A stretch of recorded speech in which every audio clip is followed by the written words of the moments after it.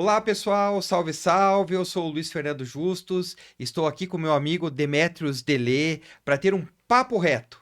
O papo reto, hoje nós vamos conversar sobre os desafios de recursos humanos, lideranças, desafios que as empresas estão sofrendo desde a pandemia. Já antes era muito importante, mas a pandemia acelerou tudo isso e as novas gerações, e as tecnologias, tudo o que está acontecendo no mundo. Demetrios é especialista nesse assunto e vai nos contar mais como que a gente pode entender e melhorar isso nas nossas empresas. Olá, Demetrios, como que você está? Obrigado. Eu que agradeço, Luiz. Obrigado pelo convite. Obrigado você aí pela oportunidade aí e prestigiando a gente aqui para trocar ideias e Sim, compartilhar conhecimento. ótimo. E conta um pouquinho para mim aí da tua trajetória profissional, como que você chegou, escolheu, né? Eu sei que você lá atrás quase teve um caminho para engenharia e depois foi para a Sim, parte de gestão, e sim. na parte de gestão foi especificamente para a área de talentos humanos. Uhum. Como que isso aconteceu? Claro, vou tentar resumir porque o cabelo branco denuncia um pouco o tempo, né? A minha vida profissional começou, como muita gente, empresa familiar, coisa pequena, né? Batalhando, lutando muito. E na juventude eu escolhi fazer o técnico em eletrônica no antigo Cefet, que era um curso de referência, era o curso, né? São os cursos do Sim, sim. futuro, do Cefet. Ali eu fiz o técnico em eletrônica, eu concluí o curso e na nossa empresa, bem na época de plano cruzado um, cruzado 2, tivemos muita dificuldade e meu pai veio a falecer. Perdemos a empresa. E aí, o que que você vai fazer? Você vai trabalhar como técnico em eletrônica, né? Você vai fazer o que você aprendeu a fazer. Você chegou a trabalhar como técnico em eletrônica. Sim, eu terminei o curso, aí fui arrumar computador, né? Tentar buscar fazer uma carreira. Eu tive muita sorte, tá, nessa carreira também. Comecei arrumando computador, de repente tinha a CID Informática ainda, na época ainda Sim, do mercado fechado, né? sim. CID Informática, fábrica de computadores, eu fiz uma prova lá e fui para o controle de qualidade lá da CID Informática. Lá eu comecei a cursar engenharia, né? Engenharia elétrica no próprio Cefet. Não tinham, eram só 3 cursos, elétrica e eletrônica, só elétrica e eletrônica, depois que veio mecânica. E aí, eu fiz metade do curso, metade mais ou menos do curso de engenharia, e eu vi lá nos corredores uma oportunidade para Telepar. Na época, Telepar era, quem Uau. trabalhava com eletrônica, né? Era a sensação de trabalhar na Telepar. Fui lá, fiz uma prova, aconteceu um outro fato curioso, eu fui eu com um amigo meu, tenho até saudades do Alcimir, um grande colega, e eu avisei para ele da prova, fizemos a prova e ele recebeu o comunicado de ir lá começar no ITP1. E ele me avisou, eu falei, parabéns, sucesso para você, né? Espero que você tenha uma boa oportunidade, carreira lá é bacana. Só que no dia seguinte desse evento, eu cheguei em casa, não tinha celular, né? Isso a gente já Sim. começa a ver há quanto tempo. É, minha mãe me falou, ligaram para você da Telepar e querem que você vá lá conversar. E eles me pediram para fazer uma outra prova para ir para o ITP2. Era uma posição melhor, cargo melhor, salário melhor, tudo melhor. É lógico que eu fui fazer. Fiz a prova, tive o sucesso de ter passado e fui muito rapidamente aprendendo lá dentro. Todas as primeiras fibras óticas, os projetos de fibras óticas de Curitiba, eu estava envolvido. Né? A digitalização do sistema de transmissão de dados dentro da cidade de Curitiba eu estava envolvido. Então foi muito rápido. É, aqui tem um fato curioso, foi meu primeiro choque de realidade ali na Telepar. Como Era assim? é, choque de RH, inclusive.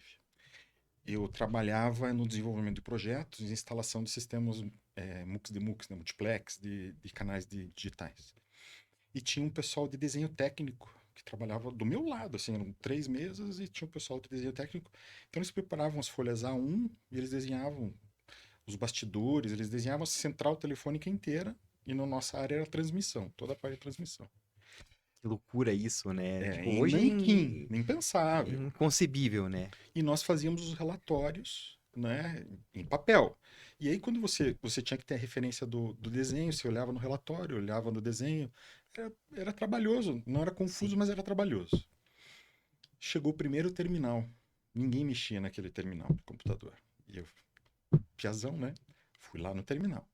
Comecei a mexer no terminal, comecei a usar, eu trabalhava para burro, estudava para burro, não era fácil, engenharia era muito puxado. Mas eu comecei a gerar umas horas, uns intervalos ali, e preparei todos os meus trabalhos, eu preparei no computador. Usei as ferramentas que tinha ali, era na base do Word, Lotus 1, 2, 3. Lembro bem disso O também. Word Lotus 1, 2, 3. E fiz todos os meus trabalhos ali, fiz um belo de um relatório, A levei. Lotus foi a precursora do Office, né? Foi Sim, antes do que Office. veio Excel, etc, né? Sim. Aí eu preparei o meu trabalho e levei pro gerentão. Pessoa sensacional, muito bacana também. E apresentei com muito orgulho aquilo. Ele olhou muito sabiamente aquilo, viu o garotão, né? Ele fechou e me deu o maior desafio que eu tive. Não o maior, mas o maior com a idade que eu tinha, né? Ele jogou o relatório na mesa e falou: a gente vai fazer isso aqui é muito bom, mas primeiro você tem que me dizer o que eu faço com os desenhistas. Mas qual era a lógica? Porque A os lógica. desenhistas estavam sendo obsoletos lá? Então, com o meu processo, com o meu desenho no computador, eu já desenhava no computador e fazia o relatório, imprimia em impressora, saía Ah, todo o meu material, todo o meu projeto saía em relatório já digital. Naquela época, 1990, saía digital. Saía, era só imprimir e na época a gente arquivava sim, sim. em papel. Ele falou, ele me devolveu, ele me disse: você só tem que me dizer o que eu faço com os Você era desenhistas. inteligência artificial de 1990, tirando emprego dos outros. É, mas foi um choque para mim. Sim. Ali, pessoas, pessoas, pessoas, né? E aí o que aconteceu? Fiz muito treinamento ali. Me deu um piti e vi que meu negócio era treinamento. Saí de lá, fui empreender, fui dar treinamento. Demorei, patinei bastante, era muito jovem, né? Aham. Entrei em áreas comerciais, fiz outros comércios para desenvolver, para me manter e sempre persisti no treinamento, né? Até que surgiu uma oportunidade à época no Grupo Bom Jesus, os colégios, né, a mantenedora, a Sim, Associação sim. Franciscana de Senhor Bom Jesus. Ali eu já entrei em quinta marcha, acelerando. Ali desenvolvi o PEC, que era o Programa de Educação Corporativa. O Bom Jesus, bem naquela época, estava crescendo muito, as primeiras aquisições, os primeiros Sim. crescimentos. Então, eu ia para o Blumenau, para o Rio de Janeiro, para as unidades que eram O Rio de Janeiro dos abarcadas dos Canarinhos. canarinhos, Sim. exatamente. E aí eu ia para lá e trazia Petrópolis, né? Petrópolis, exatamente. Tinha que subir a serra lá. E aí eu ia com o programa de educação corporativa, que era a noção de business. Não era muito fácil, porque eram todos colégios. Franciscanos? Não, não, Ainda eles não eram eram. católicos, mas os franciscanos passaram a administrar, porque Sim. tinham sucesso com seus colégios. Eram colégios deficitários, tinham problemas, eram muito bons como escola, mas péssimos como negócio, né? Não se sustentavam, iam fechar. Todos os colégios iam fechar, certamente. Nossa Senhora de Lourdes, até meu filho estudou todo. É que no passado tinha um estigma, né? Que a educação ela não era comercializada. Que É, ao longo do tempo isso foi se perdendo e hoje a gente tem o estigma contrário. A educação é totalmente comércio é, hoje, né? Tipo, a balança se é, reverteu para um lado até ruim, né? é. Sim e não, porque eu vejo os colégios com propósito, não só os religiosos, mas tem outros colégios com propósito, e não falo só das religiões cristãs, né? Tem Sim. várias outras religiões. Os colégios com propósito, a gente vê uma tentativa de equilíbrio, assim, a gente vê uma tentativa de ajudar e, inclusive, fazer a contribuição social ali, né? Eu vejo o seguinte, até ah, dando uma voltando um pouco atrás aqui para não parecer ruim, né? Uhum. É que antes era zero, É, era educação por educação. Eu lembro que nós tínhamos clientes da área de educação, eles não gostavam nem de falar em marketing, porque não, você tem que pensar na parte acadêmica, era sim, pedagógica, não sim. tinha esse lance. A venda era uma consequência meio distante da. E daí Isso veio mesmo. essa questão mercadológica, É. e hoje, boa parte do mercado é muito venda e Uhum, pouco olhar para a educação. A gente tem, são exceções que têm uma preocupação pedagógica, etc. O uhum, resto você vê venda, venda, venda, venda, né? uhum. Business, né? O negócio é como é que você equilibra toda a questão, não só acadêmica, pedagógica, como business, né? Porque sem dinheiro não vai sustentar. Você pode ser a melhor escola do mundo, não vai sustentar. É, tem o lado seguinte, né? Você hoje, a pessoa esqueceu que a parte acadêmica e pedagógica é o produto. né? Então, o produto, ele tendo qualidade, você ainda posiciona ele com valor agregado maior. Esse é o Aí, ponto. aí a gente entra, mas não vamos fugir, porque hoje o É, papo é reto, hoje o papo não é, é sinuoso. é isso aí. Bom, dali, aí a carreira foi muito mais executiva já no RH, né? Aí Aí foi, você, treinamento, né? Você já entra. é. E aí, dali eu fui para Camargo Correia.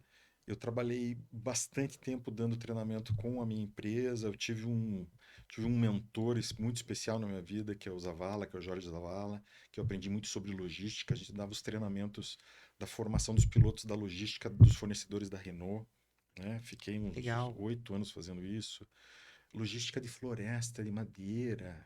Como a gente aprende a lidar com gente nesses ambientes. Sim, É lá, literalmente na raiz, né? sim, sim. E dali foi Toshiba, Rexion, Enaex, Momentive, enfim, aí foi Uau!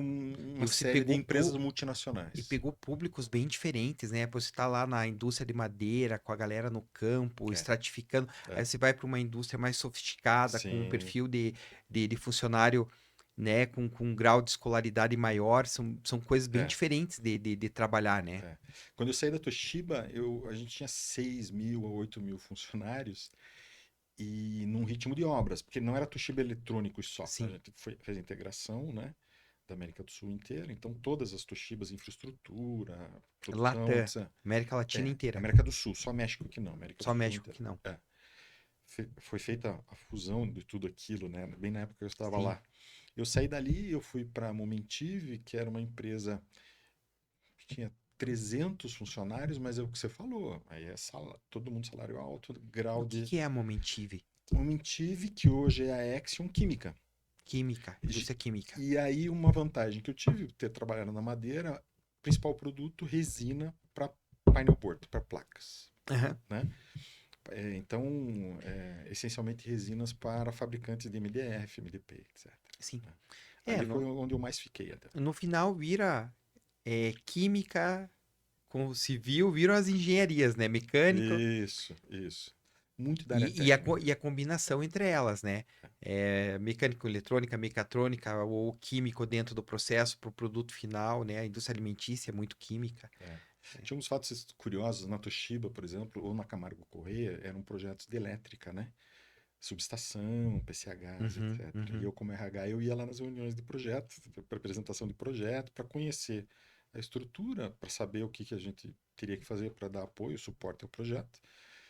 E eu sempre fazia perguntas técnicas, né? E o pessoal ficava Esse meio cara do incomodado. RH O pessoal ficava meio incomodado com isso. é, o- é, Mas o, é depois eles o é o aprenderam a lidar. background de engenharia. Exatamente. Eu tive um vice-presidente, na Momentive, teve uma época que eu respondi para 6 vice-presidentes ao mesmo tempo. Um linha cheia, que era direto, um americano, e outros 5, 2 de business e 3 de RH globais, linha pontilhada. Mas todos com demanda Caraca. igual. E essas demandas, você se concentrar, porque esses caras viram teus clientes internos, né? É, E geralmente o pessoal nível presidência, vice-presidência, é um pessoal de um nível de exigência muito forte, é. né? Ele pede pouco, mas pede profundo, né? Ele quer coisa, desafio, ele não vai ficar, né, dizendo para você como que você tem que fazer. Mas um desses gestores, ele sempre dizia, Demetrios, uma coisa que eu gosto em você, você é um RH que faz planilha. É a forma dele me dizer que eu era um RH que entendia a linguagem do projeto, entendia a linguagem do número, entendia a linguagem do business. E eu acho que, indo um pouco até para o papo reto, muito importante que nós, como recursos humanos, nós profissionais de recursos humanos, a gente reclama e reclamou muito que não está na mesa do business, não está na mesa da decisão. Mas está se preparando? Tem certeza que tem condição de sentar nessa mesa para contribuir, não só para aprender? Esse é um desafio, é um papo reto que eu tenho com os colegas de RH. Eu É, já não atuo como gestor, mas eu desafio sempre meus colegas e eu nesse te sentido. digo mais, eu acho que nos últimos tempos, aonde a questão do peopleware, ele virou um desafio, né? Porque antigamente era a questão do hardware, né? Uhum, A indústria era toda baseada no hardware e você não olhava muito para o peopleware, né? A uhum, gente tava conversando agora há pouco, antes de você chegar, nós estávamos falando sobre possibilidades, oportunidades, etc. E a gente entendeu hoje que toda essa digitalização, essa tecnologia, ela mudou o ambiente de negócio. E Sim. de repente a indústria que ela se via eh, preocupada na produção, hoje a indústria está dando um bypass e ela está indo direto para o consumidor final. Então ela está ganhando contornos que não tinham antigamente. E o Perfeito. varejo, o atacado, ele está exprimido aqui dentro disso, também buscando um novo posicionamento. Uhum. E o grande problema é o seguinte, que isso vem numa alteração de mudanças muito rápidas de mercado. Então a gente tem, de certa forma, o mercado tem dificuldade de interpretar todos esses acontecimentos, né? Uhum. A velocidade que estão acontecendo as coisas me preocupa mais no sentido do mais jovem que está entrando hoje no mercado de trabalho. Ele tem uma ilusão de que ele vai ser um mestre digital, todos têm, Sim. alguns serão, mas todos têm a ilusão que vai ser um mestre digital e está preferindo ser um artesão digital do que um profissional dentro de uma empresa, de uma grande empresa, né? Isso a curto, médio prazo, nós teríamos muitos problemas, inclusive sociais, por causa disso. Eu vou tentar trazer um paralelo dessa história. Eles são pessoas que não querem um número muito grande de coisas. Eles sabem o que eles querem, eles sabem o que eles não querem, e eles não estão dispostos a fazer sacrifícios para atingir seus objetivos, mesmo porque eles não têm mais objetivos. Eles querem ter uma vida tranquila. Uma sociedade sem o sacrifício de seus cidadãos, sem sacrifício exagerado, né? Não é o exagerado que eu estou falando, sem o esforço dos seus cidadãos, sem a vontade de construir e desenvolver dos seus cidadãos, é uma sociedade que não se sustenta, É uma que sociedade que implode. a gente vive aquela máxima, né? Tempos difíceis forjam Perfeito, homens fortes. perfeito. Homens fortes fazem tempos fáceis que fazem homens fracos, né? Que Então geram tempos difíceis. a gente vive um momento de abundância, né? Nunca Perfeito, tivemos hoje uma família classe média come muito melhor do que o rei do perfeito, século XIX, né? perfeito. Dentro disso que você está falando, uma volta de ciclo, né? As questões senoidais da história, nós escutamos muito da reclamação da Revolução Industrial, né? Uma reclamação absurda ou muito grande da Revolução Industrial. O que aconteceu na Revolução Industrial? Surgiu uma nova classe do que eles chamam de proletariado, né? Os Sim, funcionários das indústrias. Pouquíssima gente considera que esses novos funcionários que saíram no campo e foram para a indústria não ficaram ricos, mas tiveram uma condição de vida, na sua grande maioria, melhor do que tinham no campo. sim. É que Passaram a dormir em colchão. o campo na época era uma agricultura de subsistência, né? É isso. Comia o que tinha, o que lhe restava durante, principalmente, nações com um inverno rigoroso, né? Era mais complicado ainda. Aqui no Sim. Brasil nós somos abençoados, né? A gente chega a ter É, a 3 safras por região, depende da região. Hoje está acontecendo exatamente o oposto. As pessoas não quer, nunca foi tão fácil se dar bem dentro de uma empresa, porque não conseguem contratar. As pessoas, esses indivíduos não querem ir para as grandes empresas, estão voltando ao artesanato, um artesanato digital. Algumas vão se dar muito bem, a maioria não tem como se dar bem. E agora você coloque aí a cereja no bolo, a inteligência artificial. É é, preocupante. sabe o que me preocupa? Porque eu percebo o seguinte, no passado você tinha uma educação que ela era bem puxada, né? Você entrava numa universidade, num curso de engenharia, no Cefet, na Universidade Federal do Paraná, na Universidade Federal, né? Não só do Paraná. Uhum. Você tinha assim, era extremamente puxado.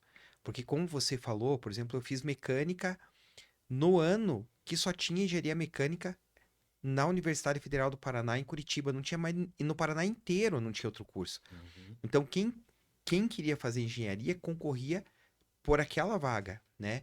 Então, você tinha uma elite de alunos, uma elite de professores elevando o sarrafo lá em cima, né? Sim. E eu percebo que esse sarrafo tão alto gerava uma resiliência em você, porque você tinha que aprender a estudar, tinha que buscar aquelas informações, Uhum. e você não ia na metodologia, você ia no raciocínio. Então Isso. você aprendia a raciocinar. Não é uma decoreba de fórmula, de uma receita de bolo, Uhum. etc. E hoje eu vejo no jovem de hoje, principalmente no meu mercado aí de marketing, etc., muita gente vendendo e consumindo metodologia e todo mundo fazendo a mesma coisa. É, uma pasteurização E do conhecimento. quando todo mundo faz a mesma coisa, cara, fica tudo igual. A gente tem Uhum. uma comoditização de Uhum. tudo. Inclusive, nós temos uma comoditização de estratégias. Então, as pessoas elas são incapazes de pensar fora da curva e trazer uma solução que não está fora da receita de bolo que eles aprenderam a consumir, Uhum. né? E como vem mais essa situação de estarmos em tempos melhores, tal, Uhum. né? Porque hoje sim, acho que a diversão do Netflix está acessível, o videogame está acessível, então de repente os prazeres, o hedonismo tá só nisso. Uhum. As pessoas se acomodam nisso e não querem buscar desafios, né? Hoje a minha esposa me falou uma coisa que eu fiquei pensando. Ela falou assim: "Pois é, eu não sei se é importante para as nossas filhas, né? Uma filha de 7 e outra de 4 anos. Será que elas vão querer viajar? Porque para nós queríamos descobrir o mundo, né? A gente É. queria conhecer, queria fazer. Aquilo era um desafio. Não é como hoje, que você viaja para fora com uma facilidade. Antigamente isso não era tão simples, viajava quem tinha muito poder aquisitivo, Uhum. né? E hoje você não precisa nem viajar. O mundo está na tua tela. Então, se você deixar, nós volta e meia, a gente deixa lá um Street View, alguém passeando com uma câmera numa cidade que a gente quer conhecer, fica passando na TV enquanto a gente está fazendo a refeição, etc. Uhum. Então, essa falta de desafio, essa busca por métodos e receitas pré-prontas por um comodismo, isso me incomoda muito hoje nesse momento. Eu não vou dizer nessa geração, Uhum. porque não é só a geração, são as pessoas, elas estão acreditando nisso piamente, Uhum. né? E eu tô vendo muita frustração, muita gente, por exemplo, essa indústria de leads, né? Você Uhum. chega hoje a conversar com alguém, É. eu quero leads, tipo, o cara não vai nem aproveitar isso, Uhum. né? Uhum. É, você veja, a grande questão, um dos pontos dentro do RH que você está falando, essa comoditização que você comenta, que eu chamo, o meu termo é pasteurização, é o principal problema que a gente vive nas sociedades hoje. Todo mundo ocidental. A gente tem esse problema, é bastante comum. Como que a gente sai dele? Não vai ser fácil. E eu vou dizer para você que, na perspectiva que eu tenho hoje, a gente vai ter que esperar o pêndulo voltar. Por que o pêndulo? Porque tudo tende ao equilíbrio. E a coisa está indo extremamente para os tempos, por causa dos tempos fáceis, está indo para pessoas tranquilas, que vão gerar tempos difíceis. Quando gerar tempos difíceis, aí o pêndulo vai voltar. Isso vai levar décadas, né? Infelizmente. Pois é, Agora, e- só concluindo um pouquinho o perdão, raciocínio, perdão. desculpe. A grande questão é o que que a gente pode fazer, se a gente não consegue fazer no universo todo, o que que a gente consegue fazer no nosso universo? Como que a gente consegue esclarecer, abrir os olhos do pessoal que está andando e acreditando piamente nesse modelo? Esse é até um porquê do canal, né? O canal Papo Reto, que é o tema hoje, né? O meu grande objetivo é pegar profissionais ou quem queira ser um bom profissional e dar um. Acorda, é para acordar. Eu tenho duas imagens lá que eu trago comigo sempre entre o motivado e o engajado. Motivar não resolve mais ninguém. Motivar não resolve mais. Não adianta você ficar motivando, motivando, motivando. Se você está motivando, pare agora. Você está piorando a situação. Você tem que encontrar pessoas engajadas e dar espaço para essas pessoas. Elas vão fazer por si. Aí é que está o pulo do gato. Você sabe a história do burro com iniciativa? Estou tentando lembrar isso aí. É. Vamos, compartilha aí. Diz a lenda que essa história vem de Napoleão. Napoleão dizia que ele tinha 4 tipos de homens que ele gerenciava na cabeça dele. E daí não era o burro, né? A gente chama de culto e ignorante. Os cultos sem iniciativa, ele queria como generais do lado dele para aconselhá-lo. Os cultos ou inteligentes com iniciativa, ele transformava em generais ou marechais de campo, porque tinham iniciativa e pensavam. Os burros ou ignorantes sem iniciativa era soldado. E os ignorantes com iniciativa, Ele mandava por fronte. ele disse que não queria nem para puxar carroça. Ah, não, eu não botava de bala, Ele bucha não de queria, canhão. ele não queria, ele mandava para casa. Porque o ignorante com iniciativa, ele vai ter uma iniciativa ignorante, Errado. entende? Errada. E aí, qual que era a minha discussão em várias empresas que eu passei? Que em determinado momento tinha a cultura de abafar a iniciativa do ignorante. É muito mais difícil encontrar alguém que tem iniciativa do que encontrar alguém culto. Hoje a cultura está disponível, o conhecimento está disponível aonde você quiser. Então pegue quem tem iniciativa e forme. É muito melhor do que você tentar gerar iniciativa em quem é formado. Pois é, mas hoje o mundo, ele é complexo, né? Até a história do VUCA lá, né? Uhum. Volátil e o... Porque num cenário macro, né? Você percebe, primeiro, a falta de profundidade, Sim. né? Porque é normal. Se antigamente você tinha que pegar um livro, hoje você lê a chamada da notícia. E a notícia, ela vem resumida, né? Ela não vem... Uhum. Então, você acabou, diminuindo essa profundidade. Uhum. Aí você... Tanto que me assusta de ver pessoas, esses caras fazendo essas entrevistas sobre política, e o cara chega, pô, você prefere Lula ou Bolsonaro? Você prefere isso, aquilo? Você sabia? Os caras falam cada absurdo, e os caras acreditam que aquilo é verdade, ou eles têm uma ideia tão... Eu fico pensando, essas pessoas existem mesmo? Elas, Existe. não, e isso para dentro do mercado de trabalho, numa indústria que vai buscar, esse é o cara que tá, é a mão de obra que esse cara tem, hoje trabalhando para ele, né? É, é. Existe um problema, um fato curioso, o desemprego parece que não, mas ele é latente globalmente, e ao mesmo tempo as empresas nunca tiveram tanta dificuldade de contratar. Qual Pô, é o gap? uma coisa acontecendo. Poxa, veja a quantidade que nós temos hoje de venezuelanos, cubanos aqui, trabalhando. Uhum. Então, esses caras estão assumindo postos de trabalho, só que nós não somos os Estados Unidos, né? Que a gente tá abrindo para o cara trabalhar no café, para trabalhar no posto de gasolina, etc. Esse pessoal tem brasileiros abrindo mão. Nós não somos essa economia vibrante. Ao Uhum. contrário, nós estamos numa economia com um grau de dificuldade muito grande, Uhum. né?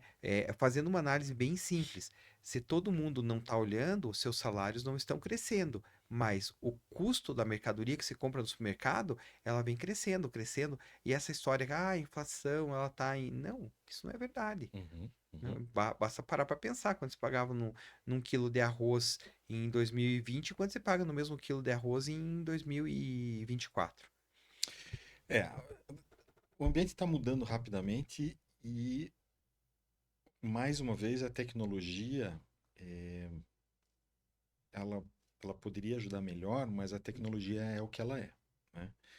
É, voltando lá aos anos 90, eu vi essa questão toda da internet. Eu, jovem, como todo jovem, tive pensamentos, né, de comunismo, socialismo, esquerda.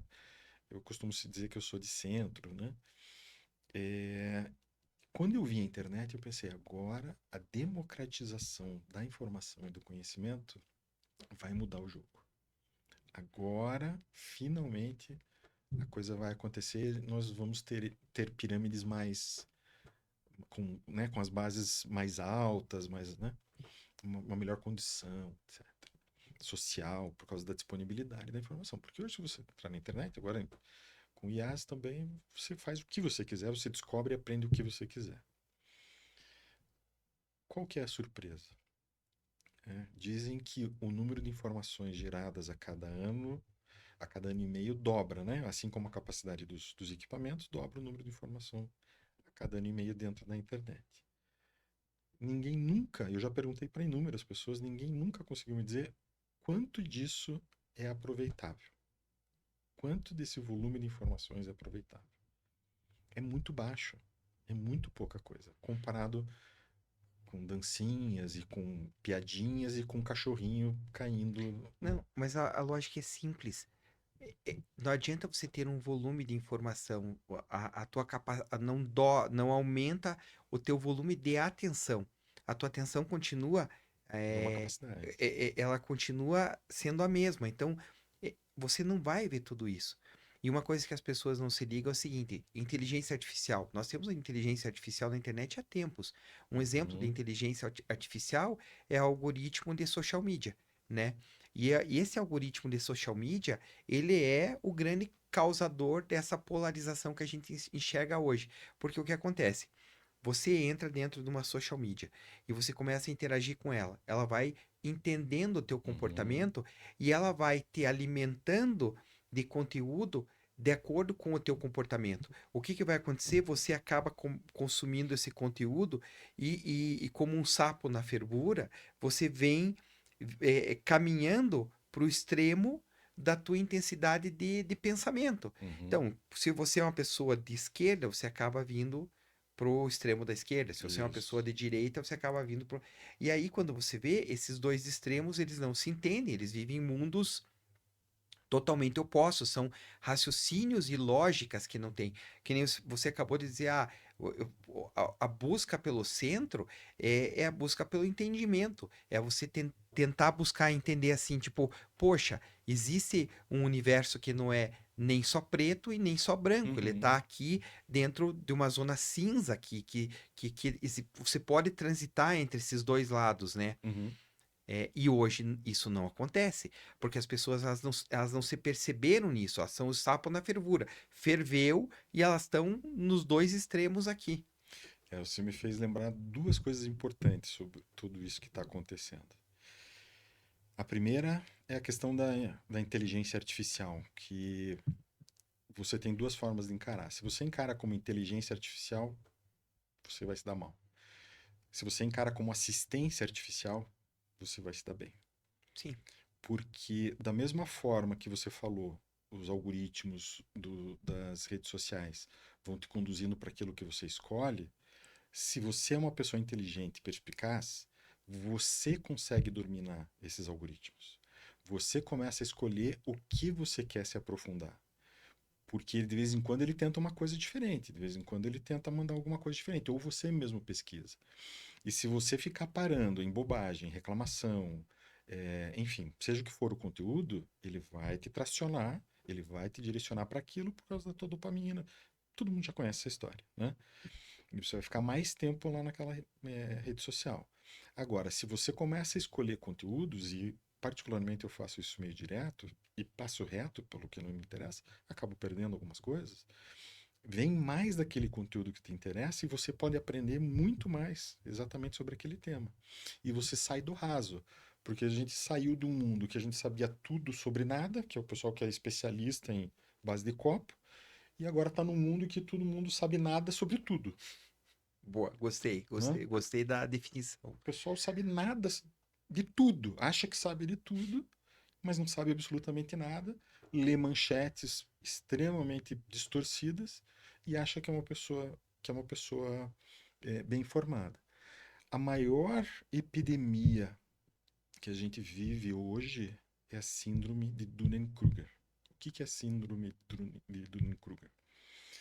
É um estudo, obviamente, de Dunning-Kruger, que as pessoas menos informadas, ou que têm menos consciência de mundo, que acham que o mundo é só o que elas conhecem, elas têm uma autopercepção que lhes gera uma autoconfiança extremamente absurda. Elas se acham superiores às outras pessoas, achando que as outras pessoas não sabem o que ela sabe. E aí você vê absurdos comentários de pessoas. Eu dei aula também, meus colegas do meio acadêmico me perdoem, inclusive do meio acadêmico, dizendo: ah, você tem que estudar, você tem que entender o seu nível cognitivo, sabe? Diminuindo o conhecimento da pessoa com quem ela está argumentando. Isso é típico de Dunning-Kruger, porque ela acha que ela sabe muito mais e ela tem domínio. Ela não tem consciência, sendo que há 3.000 anos atrás é quando a pessoa tem consciência de vida, tudo que ela sabe é que ela não sabe nada. Porque ela, É, quando ela vê a dimensão do mundo, o tudo que ela sabe é muito pouco diante do mundo. E isso está virando uma epidemia. Pessoas que sabem muito pouco e não, têm certeza que sabem muito mais do que os outros. é mais mesmo se pegar aquele cara simples, matreiro, homem do campo, que o cara faz a horta, cria a galinha, o porquinho, e a vida dele é simples naquilo, o cara não tá conectado no celular, etc. Mas se largar aí no meio da selva e dizer quem vai sobreviver, é esse cara. É, o sábio, não o informado, o sábio. Exatamente. É. A a curva de conhecimentos, né? A curva de dimensões de conhecimentos. Até meados do século XIX, uma pessoa normal, não de corte, nem uma pessoa normal, meados do século XIX, Europa, qualquer lugar. O que ela sabia na vida inteira dela cabia numa edição de uma revista semanal. Ela sabia o clima, sabia o tempo, começava o inverno, quando que planta, quando que não planta, ou fazer um sapato, ou fazer uma mesa. Era uma revista semanal, né? E aí, em 150 anos, a gente tem essa infoxicação exagerada e acha que sabe lidar com ela. Infoxicação, gostei. É. A gente acha que sabe lidar com isso. Não sabe. E aí é um problema. Aí é uma outra discussão que essa é um pouco mais complexa, dá margem à manipulação. Né? Quando você infoxica, quando você supergera informação, você consegue manipular. É uma das formas de manipulação. E mudando um pouco o rumo da prosa aqui, tentando trazer pro lado da solução, né? Porque Ótimo. até vejo assim, a gente discute problema, e realmente é um problema, é uma dor da sociedade, dos pais, né? É uma preocupação de quem tem filhos, etc. E é uma dor hoje das empresas que buscam pessoas para trabalhar e estão tendo dificuldade com turnover, com qualificação, com comportamento, com ética e assim vai, né? Como que você enxerga hoje nesse teu papel consultivo, nesse teu papel de pensador desse momento?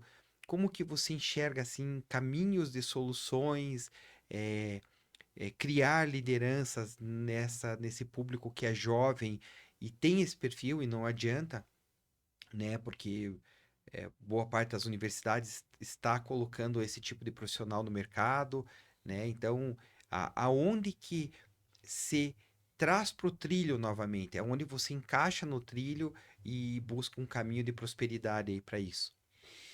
Não existe solução absoluta hoje, né? Sim, é utópico, né? Eu É, tô dizendo assim, aonde equilibrar isso na balança, né? sim. Porque a gente mostrou um cenário onde a balança se desequilibrou totalmente. É a gota do beija-flor lá no incêndio na floresta, né? Mas é a gota do beija-flor, né? Como que você faz a tua contribuição. O que que eu busco fazer? Sempre busco ter oportunidades com jovens talentos, os high potentials, né? Uhum. E desenvolver neles esse espírito de uma liderança que, inclusive, em determinados momentos vai ser impopular. E tudo bem, porque vai ter que fazer algumas coisas impopulares, mas que são para o bem da sociedade ou da organização, para que a organização seja perene.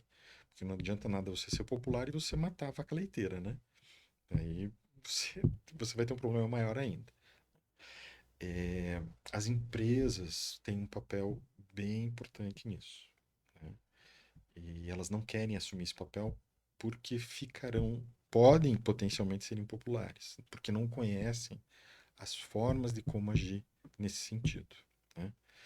Que é justamente dentro de programas trainee, dentro de programas de desenvolvimento dessas novas lideranças, né? E, eventualmente, nos seus programas trainee, por que não convidar um líder de comunidade, convidar alguém para participar do programa que está pago? E alguém da sociedade pode participar. Sim. Outra parte que não é fundamental, sem ela não é fundamental, sem ela não existe, do eixo que a gente chama normalmente como família, mas do eixo de relacionamento dessas pessoas, né? A gente teve um modelo de paternidade da nossa geração, a gente teve um modelo de paternidade de atender os desejos e os nossos filhos são as coisas mais importantes e a gente tem que suprir tudo aquilo. E nós erramos a mão, a gente exagerou na dose, É né? que a gente veio, os nossos pais vieram de uma escassez Isso, absoluta, isso. né? É, Então, eles seguraram isso e a gente veio numa escassez menor, é. mas também, e a minha esposa, ela brinca comigo, nossa, você é cheio de vontade, né? Porque Uhum, aí a gente quer suprir essa vontade dos nossos filhos e a gente acaba estragando isso aí, né? uhum, exatamente. Então, justamente, né? Não expõe as necessidades, aos perigos, né? Tem um videozinho que eu vi outro dia que eu mostro. Sempre que eu vejo alguma coisa, eu mostro pro meu filho, né? Ele tem 19 anos e cursa psicologia, terceiro ano. Adoro aquele curso de psicologia, porque, né, até converso algumas coisas com ele. Mostrei para ele o vídeo, o que que você achou? Era um vídeo de um passarinho recém-caído do ninho e um vermezinho andando rapidinho assim. O passarinho vinha do lado do verme e abria o bico. Aí o verme não entrava, né? Lógico. Aí o verme andava, ele ia lá, abria o bico. Ele achava que o verme tinha que entrar na boca dele. Ele achava que a minhoquinha tinha que entrar na boca dele. Porque ele recebia a minhoquinha Na boca. dos pais. E é isso que está acontecendo. Quando o pessoal vai pro mundo, abre a boca, a minhoquinha aí tá berrando. Ao invés de resolver o problema e ir lá pegar o alimento, eles estão berrando, eles estão reclamando, eles estão. Porque ninguém ensinou para eles como que deve ser feito. Isso é um paradoxo enorme da sustentação da sociedade, de você gerar pessoas hiperatendidas, e quando elas chegam numa realidade, elas não sabem como lidar com essa realidade. Você perguntou também de como a gente resolver isso, né? Dentro do nosso universo, dentro da sociedade que a gente consegue influenciar de alguma maneira, passa inclusive por tentativas de programas e aí sim envolve as religiões, volto a dizer, não só católica, não só cristã, envolve um pouco de religião, porque esse pessoal tem um poder de penetração nas famílias, tem um poder de entrar nas famílias e de conscientização disso e ajudar esse pessoal a ser melhor sucedido nas suas carreiras. Sim, é porque a religião ela traz uma questão ética, né? Então cada religião ela tem uma base ética, né? O Islã, Uhum, o judaico-cristão, etc. né? E em boa parte delas, mesmo elas sendo conflitantes nos seus dogmas aqui, elas acabam sendo boas na essência da atitude, né? Uhum, Quando você sai nisso aí você acaba vendo aquela história, tipo, pô, mas vou fazer o quê? Eu não vou armar a população porque o bandido é uma vítima da sociedade. Você começa a inverter a ética do mundo, né? E beneficiar quem não está dentro desse contexto, né? Desses uhum, valores. uhum, Aí os valores ficam deturpados, uhum, né? Isso é uma coisa que me preocupa muito, porque vem essa desconstrução das éticas. Não vou nem até criar pilares se ela é judaica cristã ou uhum, qualquer outra, né? Mas éticas que são positivas para trazer para uma cultura de valores totalmente invertido, né? Onde a cultura pop hoje, o cinema, a música, inunda isso para as pessoas e elas estão consumindo isso como se fosse a régua de valor que elas devem uhum. seguir, né? Mas então, elas seguem isso, a culpa não é deles. Eles seguem isso, a culpa não é deles. É culpa de quem não os orientou. Eles deveriam ter sido orientados. Ah, mas ele não quer ir para a universidade, ele não escuta professor, ele desrespeita professor, porque ele não sente uma autoridade válida. E quando eu falo autoridade, não autoridade física, mas uma autoridade moral, uma autoridade de qualidade, uma Sim, pessoa com uma conteúdo. autoridade. Hoje, a autoridade, existe uma dificuldade de você respeitar a autoridade.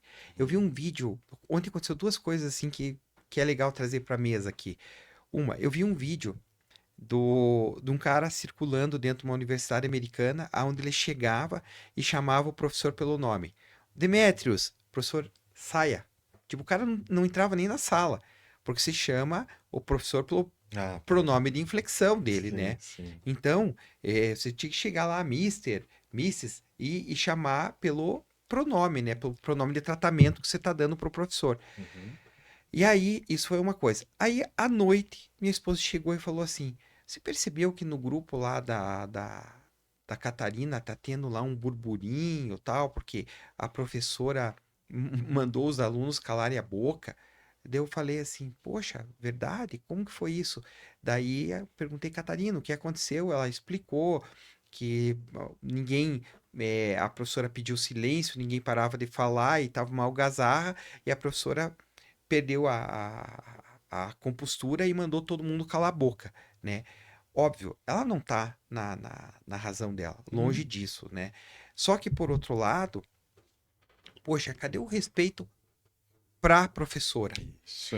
Aí, a gota d'água pra mim, eu fiquei tentando entender isso e colocar na balança e é, não me pronunciei, tá todo mundo em polvorosa no grupo de WhatsApp, né? Sim.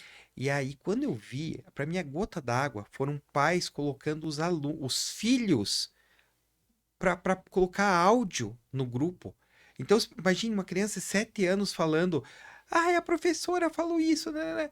Poxa, a partir do momento que você faz isso, Uhum. essa professora ela nunca mais vai ter o devido respeito, porque você está igualando ela com o aluno, ela perde toda a autoridade dentro da classe. Então, ok, ela estava errada, ela Isso. deveria se retratar e Perfeito. falar, olha, mas você não sabe como que ela passou o dia. Poxa, de repente, né, questões hormonais, problemas financeiros, problemas de saúde, com terceiro, são tantas variáveis que você, poxa, e perdoar faz parte, né, dessa ética, inclusive religiosa de algumas Uhum. religiões, né? E no caso do colégio, um colégio cristão, então faz parte totalmente da ética cristã, o Uhum. perdão. Não, e o que eu vi foi um apedrejamento virtual Praça pública. em praça pública, tirando totalmente a autoridade. E aí voltando, né? Então, tanto volta para aquela história que nós estamos formando pessoas com um caráter É, duvidoso, sem essa noção de autoridade. o ponto X de tudo que você falou, essa criança que o pai fez gravar o áudio, que adulto que vai ser? Pois é, o que nós fizemos com as nossas crianças, né? A gente chamou as duas, a gente comentou o fato, a gente explicou que a professora é autoridade, que ela devia o respeito. Segundo ela, falou que ela não estava na algazarra, né?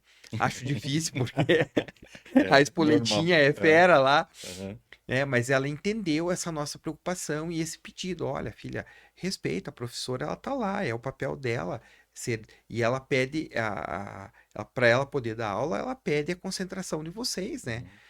Enfim, Mas tudo que você está falando, que a gente está vivendo, é um processo que tem, eu posso dizer para você, milhares de anos. A gente está num processo de individuação que traz ao extremo do indivíduo. Eu vou pegar um exemplo que aconteceu agora. Eu estava dirigindo para cá, um carro branco grande, acho que um Fusion, saiu da última pista da direita, foi para a pista da esquerda, fechou o semáforo e ele ia virar à esquerda. E eu estava na última pista da esquerda, uns 3 carros atrás.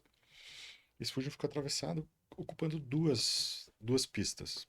Tudo bem, ele errou o caminho dele, ele estava procurando uma nova ok. forma de acessar o caminho que ele queria. Até aí tudo bem. Abriu o semáforo. Ele não arrancou. E visivelmente ele estava no celular.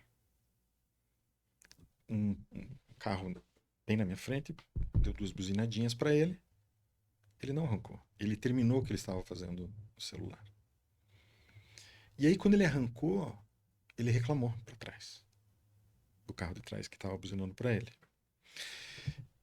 Eu chamo, e isso tem sido muito comum, isso eu chamo da intolerância dos tolerados. Ninguém mais aceita entrar num modelo social. Ninguém mais aceita fazer parte de um respeito do modelo social. O fato dele ter atravessado o carro foi uma coisa que é plausível. Ele estava arrumando o rumo dele. Mas Sim. o fato dele continuar usando o celular e desconsiderando todo o trânsito que estava pesado, desconsiderando todos os outros motoristas, fala muito sobre essa pessoa. Fala muito sobre essa pessoa. E esse processo de individuação, ele vem. E aí é um curso de horas, que eu estou te falando de milênios aí. Vamos falar um pouquinho de Egito. No Egito, as línguas egípcias mais antigas, não existia a palavra eu. Quando você não tem nem a palavra eu, a consciência de si mesmo é nula. A consciência era o faraó, o Estado, as divindades, o próprio faraó, a divindade. O conjunto era 100% o conjunto. Não é uma defesa de forma alguma. Mas nesse modelo, eles conseguiram fazer o que fizeram. Né? Ah, você está defendendo a escravidão? Não, não é nada disso antes que façam uma interpretação equivocada do que eu estou falando. E já existem evidências que a maioria não era escravo. Né? O sistema escravocrata daquele Você, modelo, eles eram remunerados. na Tal. real, você está colocando um contraponto contra o hedonismo, né? É Uhum. o indivíduo que ele tá pensando só nele, que ele não tá nem aí com a Isso, sociedade, ele atravessa o isso. carro dele, ele termina de mandar a Que é o mensagem, outro extremo. É né? isso mesmo. É, E aí as coisas vieram acontecendo e o processo de individuação foi ocorrendo. E junto com a individuação, eu não estou falando de individualização, estou sim, falando de sim, individuação, que é a entendi. consciência, da minha consciência é a minha relação com o todo, né? E com a sociedade, inclusive. Hoje a gente está num outro extremo, né? E a tecnologia ajudou. Né? Você vive totalmente sozinho com um celular. Você pede comida, você assiste streaming, você trabalha, você Joga. faz o que você quiser, faz o teu lazer, se relaciona. Você não gosta de alguém, você só desliga. Você não precisa lidar com o diferente. Somado a isso, o pessoal que está chegando agora no mercado de trabalho não tem o hábito de planejar. Te explico. Quando eu era jovem, alguns anos atrás, eu ia combinar com os meus amigos, eu tinha um grupo de amigos muito grande, e quando a gente ia no cinema era assim, 20, 30 pessoas, todo mundo junto. Sim, Naquela época, durante a semana você começava a ligar, vamos no cinema, vamos no cinema, vamos no cinema. sim. Um cidadão qualquer escolhia o filme. Tinha que ligar, ver no jornal. Lembra aquele número 15 alguma coisa, que tinha que ficar escutando todas as sessões de cinema? Passava tudo que se queria, tinha que escutar tudo de novo. Programava, qual sessão vai assistir, para quem que você liga, para assistir um filme de cinema. Você fazia um sistema logístico gigante. Ia quase todo mundo. A gente se divertia muito, mas precisava planejar. Ah, se eu atrasar, quem que compra o ingresso do fulano que pode atrasar? Quem Tal. não tinha celular, não Tinha tinha essa celular. facilidade e Zero, zero. esse just in time de comunicação, Isso. né? Então, projetava. É o ideal? Claro que não é o ideal. É muito melhor hoje. O que acontece hoje? Começa que já vai. O grupo de amigos é menor. O Sim, que vocês estão fazendo? Ah, eu tô aqui no shopping, eu tô na casa não sei quem, né? Vamos no cinema? Vamos. Qual? Tá. O que que tá passando? Já descobre. Já compra o ingresso? A gente se encontra lá na frente. Você assiste o filme no mesmo dia. Cada um sai de onde está no planeta e vão juntos assistir. Isso é muito bom para o sentido de praticidade. Tem nada de negativo. O Você negativo tirou um monte de atrito, né? O teu atrito, ele é tirou problemas, isso, tirou diminuto. tempo, você aumentou produtividade, você tem Sim. uma série de vantagens. Mas o que que isso também tirou? A cabeça do pensar, do planejar. O melhor líder é alguma das pessoas que eu converso, né? Um deles é até meu filho. Ele fala, pai, você já falou isso. Filho, se você tiver a habilidade de pensar em longo prazo e transferir isso em gotas semanais ou diárias ou mensais, você vai ser um grande líder. Em TI, esse é método Agile. Você pensa no todo e Agile, transforma é. em sprints. Isso. É, Você vai ser ok. porque ninguém quer saber de 3 anos, ninguém quer saber de Mas 5 anos. isso a parte de planejamento, tudo isso aí é a lei de Lavoisier, né? Uhum. Nada se perde, nada se cria, tudo se transforma. Já vem o livro base disso aí, é A Arte da Guerra com Sun Tzu, é. Sun Tzu. É, Tem um outro livro semelhante que eu te recomendo, que daí não é chinês, é japonês, é o livro dos Cinco Anéis. Muito parecido, mas com uma visão samurai. O samurai, ele tem um sistema de honra e vitória diferente do chinês, né? Não tem melhor ou pior, diferente, né? uhum. E é interessante porque hoje mistificou-se, né, o ninja. O ninja, pô, porque o cara é Sim, o ninja ninja. é o Black Belt, né? Isso. O ninja no Japão é escória da escória. Eu não sabia disso. O ninja, o que que é? O samurai é o nobre. O samurai é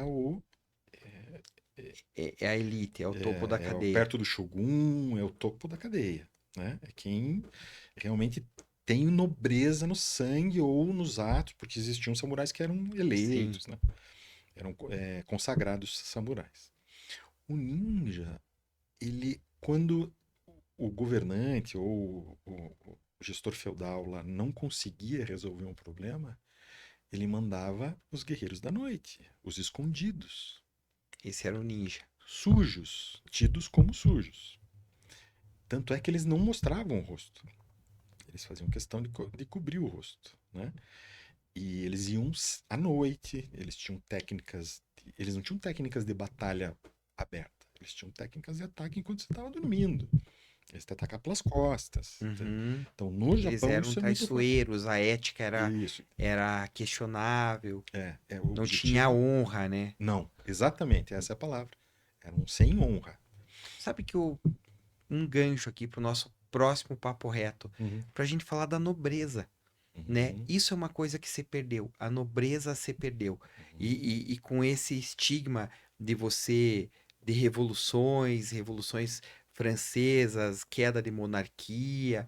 Eu lembro que um dia eu fiquei em choque quando eu conversei com um amigo que eu tenho por uma pessoa muito inteligente e extremamente culto, quando ele começou a falar para mim que ele achava que a monarquia era uma coisa legal. Eu falei, esse cara é louco, Hum, porque até então, dentro do que eu tinha estudado e a minha visão de mundo, eu achava a monarquia uma coisa ruim, né? Eu acho que o progresso vinha com a república, etc. E hoje, com o olhar que eu tenho, com a cultura que eu tenho, poxa, a gente, desde que a gente virou república no Brasil, a gente andou para trás, né? e falou mal. Eu não sou imperialista, né? Eu não sou monarquista, melhor dizendo. Mas a gente teve. O Dom Pedro II foi um grande monarca. Sim, sim. Quem viu ou leu alguma coisa sobre ele, ele foi um grande monarca. A curiosidade do que você está falando, que a gente perdeu na monarquia, a monarquia geralmente é referência de comportamento. Né? Ele é um farol de virtudes de uma sociedade. E a gente nota muita força da monarquia até hoje, principalmente em duas condições, ou a combinação das duas. Ou país insular, ou um país com invernos longos e severos. Sim, É muito simples. Se você não está no grupo, se você não faz parte do grupo, você você morre. morre. É, E aí entende-se a necessidade de uma estrutura, de um de um plane- planejamento, é, porque as coisas acontecem no longo é, prazo. isso. Você vai ter um inverno se você não se preparar, Você tem um papel. se você não pica a lenha, você vai morrer congelado, né? Isso, Coisas do gênero, né? isso. E como é que organiza tudo isso? Como é que todo mundo vai ser alimentado no inverno? Como todo mundo vai ficar aquecido no inverno?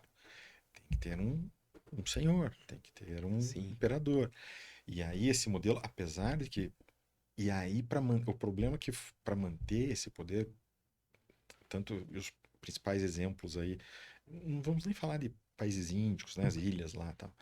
Vamos falar de Grã-Bretanha e Japão. Correu sim. muito sangue, né? Teve. Só que a gente deu muito valor, Hollywood deu muito valor à parte negra, obscura disso. E esquecem de falar exatamente o que você está falando. Esses pontos positivos, né? Os pontos positivos. Como alguém que é respeitado por uma nação inteira serve de farol de virtudes. Ó, tá vendo como eles se comportam? Olha que bacana. Eles têm. Entende? É, a possibilidade do que a gente está falando aqui, de a gente ser escrachado, é gigantesca, né? De quem não concorda conosco. Eu respeito a opinião deles. A única coisa que eu peço é que eles respeitem o meu ponto de vista também, Sim, sim. né? Como que a gente faz então para ter uma sociedade mais igualitária? Voltando, venha discutir não no branco nem no preto, venha para essa zona cinza, né? De Aonde maneira inteligente. e se você entender que durante todos esses milhares de anos, onde a sociedade se organizou, as variáveis, né, sociais, elas são muito diferentes. A gente não pode, é mais ou menos você somar metro com quilos. Você Uhum, tem índices diferentes, né? uhum. Variáveis diferentes. Referências diferentes, As né? referências são outras. É. Então, é, é, poxa, inclusive eu estava assistindo essa semana a Conta Gotas, não consigo mais assistir um filme numa batida só, né? É. Na Apple, no streaming da Apple, tem um filme novo do Ridley Scott, do Napoleão. Então, Assisti. poxa, muito legal, né? Eu não Uhum, consegui terminar ainda. uhum, Acho que eu assisto em 15 minutos todo uhum, dia, assim. uhum, Mas, voltando, eu gosto muito de história. uhum. É, eu gosto de história e gosto de discursos, né? Um dos principais discursos é um discurso muito famoso, né, do JFK, que é até quando a gente estava falando sobre a individuação, foi muito central nessa Saiu da questão de. política para entrar na história? Não, Não, esse. a frase que ele falou, não pergunte Ah, o que não, é saiu o. da política para entrar na história é o Getúlio Vargas. Ah, sim, quando ele se Isso, suicidou. do Carta do Suicídio. Eu tava. Oh, ainda bem que eu me recompus nessa, né? Porque senão, poxa, o cara tá confundindo. É. E uma das frases mais famosas dele foi: não pergunte o que um país pode fazer por você. Pergunte o que você pode fazer pelo país. Sim. E aí, muita gente vai dizer: poxa, mas corrupção, país político. Mas quem bota o político lá? Todo país tem um político que merece, É, né? Então a gente o acaba. político é o retrato da sociedade do país, né? Isso. Mas assim, Acaba entrando mas num a círculo sociedade vicioso. e a sociedade do país é um retrato da sua educação, da sua Uhum, escolaridade, etc. uhum, É uma pena, e a gente não olha, né? É uma coisa que me preocupa demais. Poxa, como que o Brasil, em décadas de 70, por exemplo, que deu esse boom de construções de estradas e uhum. etc. Hoje você vê, o cara faz uma obra ali na rodovia ali para São Paulo, ali o Atuba ali, é Atuba, A né? tudo, uhum. Pô, quantos anos para fazer X quilômetros Gente, qual que é a complexidade disso? Pô, o cara construía a ferrovia Curitiba-Paranaguá no meio do morro ali. Uhum, Tipo, isso é complexidade de uhum. engenharia. Não fazer uma obra numa estrada que o cara tá arrumando, recapando e etc. Então, isso é muito triste, né? A gente vê que, de certo ponto, nós estamos regredindo, né? Você soube do caso daquela ponte que unia duas pequenas cidades no Rio Grande do Sul? Não. No Rio Grande do Sul, uma enxurrada lá, como tantas outras que ocorreram, né? Levou uma ponte de estrutura boa. E aí o governo estadual pediu para o governo federal recurso, como é que faz, como é que não faz, ficou aquela triangulação. Ia custar 23 milhões de reais, ia sair em X meses, ia levar sei lá, um ano e meio. Os cidadãos se uniram, fizeram Se desde rifa cotizaram de bolo até o que se imaginar, juntaram 6 milhões de reais e foram lá e fizeram a ponte. um quarto do valor, praticamente. E pergunte se alguém vai lá tirar a ponte.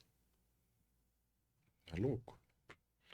É, mas vamos guardar assunto para o próximo. Foi Vamos lá. muito legal. Poxa, Já que passou? bacana. Uhum, Depois a gente vê quanto tempo a gente ficou nessa conversa. uhum, Mas, cara, que legal, hein? uhum. E essa troca, essa compartilhar conhecimento, ideias.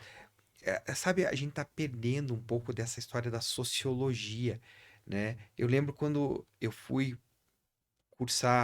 fazer meu curso de engenharia, eu tinha uma matéria uma disciplina de sociologia no segundo ano e eram 2 horas semanais, né? Uhum, E eu olhei aquilo, poxa, que troço chato, uhum. sociologia, pô, eu queria aprender física, cálculo, É. esse tipo de coisa. E foi uma, um turning point no meu pensamento. Tinha um professor muito bom, Oswaldo Eck. E esse professor, ele, cara, abriu cabeça, assim, ele tinha umas frases de efeito. Eu lembro que um dia ele falou, o ser humano ocioso conspira. Sozinho ele conspira contra si mesmo. Uhum, Em grupo ele conspira contra a sociedade. Vai quebrando estação turbo, né? Tipo, uhum, e sozinho o cara busca aí drogas e vícios, esse tipo de coisa. Então a sociologia, ela é uma matéria tão importante e hoje mal estudada, né? Ficou agora nesse lado desse pessoal que está mais ligado à parte da esquerda, né? Está estereotipada, né? E eu acho que a gente tem que resgatar e trazer essa visão sociológica dentro desse equilíbrio que nós conversamos hoje, né? uhum. Respeitando diversas formas de pensar e Claro, tentando claro. encontrar aí É, um caminho racional e lógico aí, né? isso. Argumentar sempre é preciso. Eu não gosto de conversar com quem pensa 100% igual a mim, né? Porque aí você não está aprendendo nada com ninguém. Sim. Mas argumentar, né? Não brigar ou, né, violentar o direito do outro de ter uma opinião diferente da tua, né? Eu acho que tem espaço para todo mundo, das opiniões, das ideias, mas eu concordo com você que está faltando um pouco de espaço para o que é melhor para o conjunto todo ou para a dita democracia, que é o Pareto, né? Os 80-20, o que você faz para atender 80% da população. Também acho que é papel do governo atender as minorias. Também acho que se não fosse o governo atender as minorias, teríamos um problema social maior, seria mais complexo, porque aí você tem uma reação maior. Mas o atendimento ele tem que ser mais inteligente do que a gente está fazendo hoje, né? Pois olha, pegando mais, a gente falou da nobreza, acho que vale uma conversa, né? Bem legal. Eu acho que esse papel do governo vale uma conversa legal, porque, no meu ponto de vista, acho que o papel do governo teria que ser muito menor. Mas vale. Acho que Uhum, aí entra numa seara, porque quanto mais o governo vem para esse lado assistencialista, mais ele deturpa a sociedade. Né? E aí você cria um vitimismo, esse vitimismo ele atravanca o progresso, uhum, porque a gente entra na história que nós estávamos conversando dessa geração de facilidade. Só que essa geração de facilidade, ele acaba punindo quem produz para que exista essa facilidade. Então, está sobrecarregando uma parte da sociedade por conta disso, em benefício a outra parte e criando pesos e medidas aí que não são compatíveis, uhum, né? E aí, como os sociólogos adoram, né? Ele vai estressando o tecido social, uhum, né? E o uhum. tecido social, ele pode se romper em um determinado momento, É. né? E até esses dias eu pensando no próprio filme do Napoleão, né? No início, quando eles pegam, tem a Revolução Francesa e degolando lá os reis, né? A rainha, etc. E os degoladores foram degolados depois, né? Isso. Pegam lá o Robespierre e Sua assim. vez. Nessa senoidal aqui, né? Isso é uma série. Engraçado, os fatos se repetem. Uhum, Então, hoje a gente vive, nós temos os nossos Robespierres hoje uhum. e degolando outras pessoas. Cara, eu acho que esse não é o caminho, viu? Acho que a gente tem que buscar exemplo em sociedades mais civilizadas, em situações aí que. é, E assim, a gotinha do beija-flor. Eu gostei Uhum, do exemplo, é muito bom o exemplo. uhum.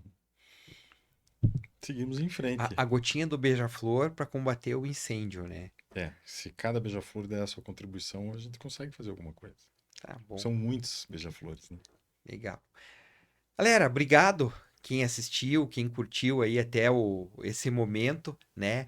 Esse vídeo aqui tá no Papo Reto do Demetrius e também aqui na Media Power. A gente agradece aí vocês aí pela paciência, né, de nos ouvir aí, contribuam, comentem, mandem mensagens aí.